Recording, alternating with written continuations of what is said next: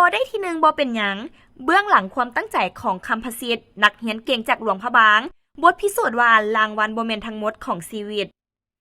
ถึงว่าจะบ่ได้ครองอันดับ1ในการสอบเสียงนักเรียนเก่งระดับชาติวีซ่าภาษาลาววรรณคดีสั้นม.7 ปีนี้แต่เท่าคำพสิทธิ์ตัวแทนจากนครหลวงพระบางก็สามารถคว้ารางวัลสมเสยมาได้พร้อมกับเสียงสมเสยในความตั้งใจและคุณสมบัติที่โดดเด่นครูผู้ศิษย์สอนใกล้ชิดได้เผยว่าคำพสิทธิ์เป็นนักเรียนที่สร้างคิดมีความรู้ลึกซึ้งและที่สำคัญแม่นคนที่มีความถ่อมตัวสูงยามใดก็ถ่อมตัวนำครูอาจารย์ทั้งที่ความรู้ของน้องเหนือหลายบางเทื่อก็รู้กว่าครูแล้ว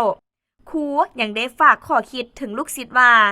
อย่าให้การแข่งขันเพียงครั้งเดียวมาตัดสินว่าเฮาบ่เก่งทุกเวทีคือบทเรียนชีวิตและเชื่อมั่นว่าความมุ่งมั่นของน้องจะพาให้เติบใหญ่อย่างมีคุณภาพในเวทีข้างหน้าอย่างแน่นอน